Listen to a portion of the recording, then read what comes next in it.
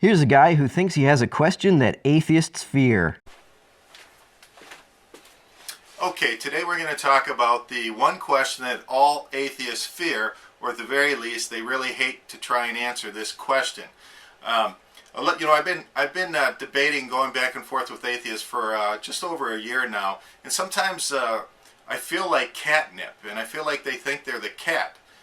They see a Christian and they want to pounce on me and play, and just like they do with everybody else.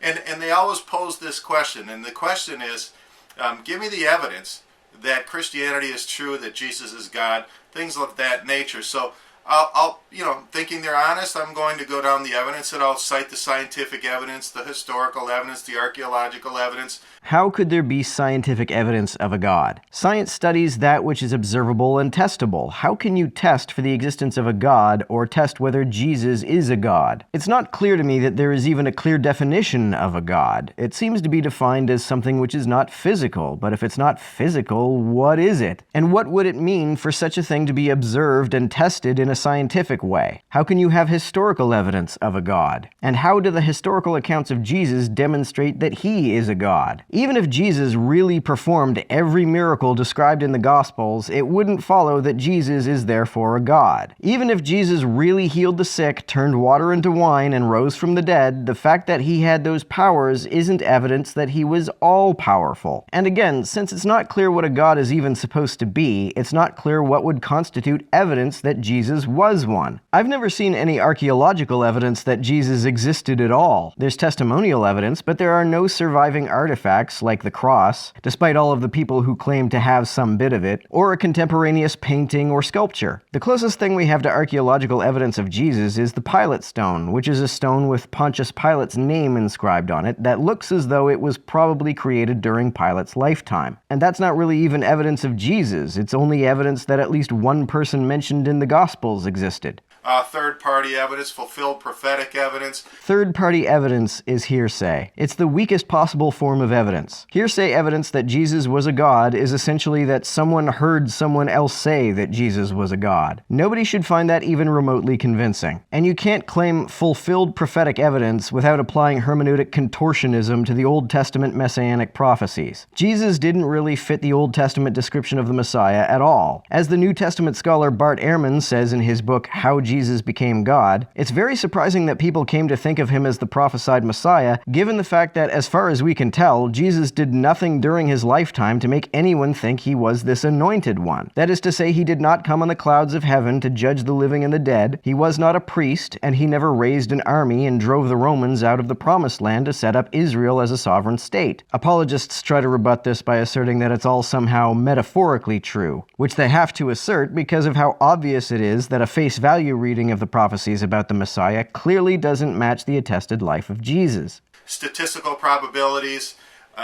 By statistical probabilities, I suspect this dude means the application of Bayes' theorem. William Lane Craig believes that Bayes' theorem proves that reports of Jesus' resurrection are more probably explained by a miracle than by hallucination, mistaken identity, fabrication, etc., given the evidence at hand. I did a video about why this is silly that I'll link in the description, but suffice it to say that you can't say that a miracle is more or less probable than any other explanation unless you can assign a value to the probability that a miracle occurred, which you can't without a clear and coherent explanation of what it means to say that a God exists, let alone what it means to say that one performs miracles. I'll cite the eyewitness accounts of over 500 people that saw the events. Apologists often mention the 500 people as though they have 500 separate accounts. That would be impressive if it were the case. Alas, it is not. What they are talking about is what Paul says in 1 Corinthians 15:6. He says that Jesus appeared to more than 500 brothers and sisters at one time, most of whom are still alive, though some have died. Every Christian who brings this up wants us to treat this single assertion by a single person, Paul, as though it has the same evidential weight as 500 separate, independent, mutually corroborating testimonies. This is very silly.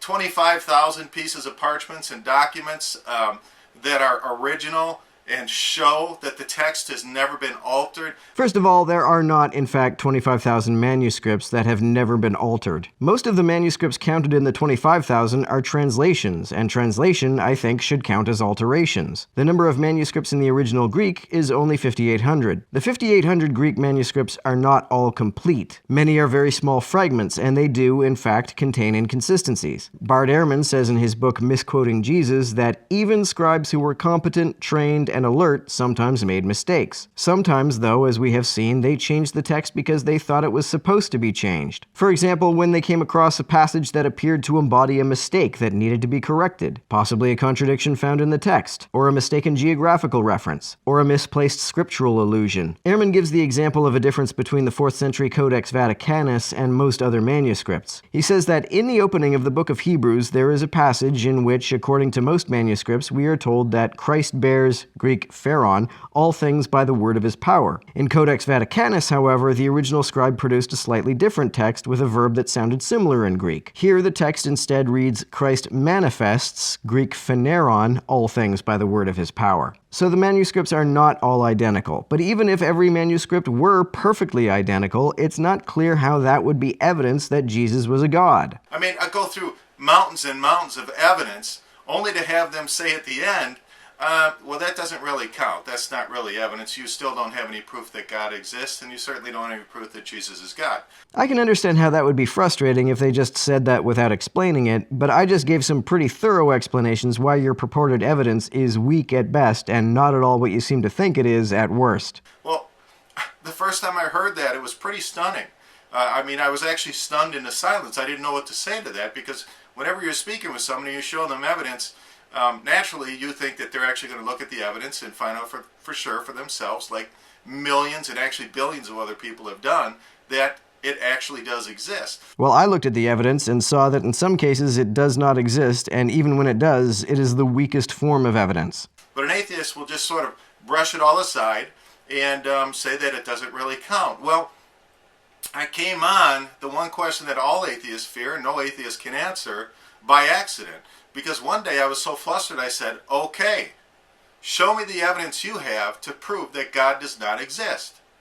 Well, let's assume your definition of God is the definition used by mainstream apologists like William Lane Craig. Apologists will commonly say that God is a timeless and spaceless being and/or a disembodied mind. Since being a being, as far as I can tell, is to have extension and/or location in space-time, a timeless, spaceless being is a contradiction in terms. Since a mind, as far as I can tell, is a process carried out by some form of body, a disembodied mind is a contradiction in terms. Assuming I'm correct in my understanding of what a mind is and what a being is, this constitutes proof that such a thing as a God does not exist.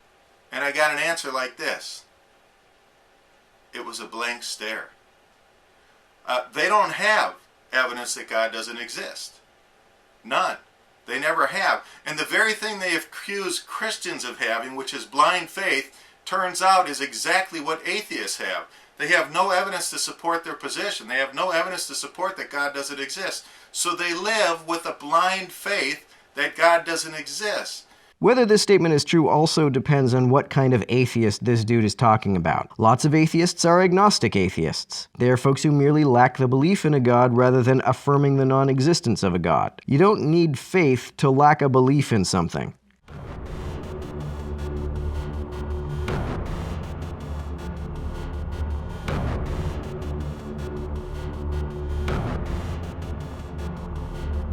To everyone who helps me out on Patreon, you're a big help. Thanks so much.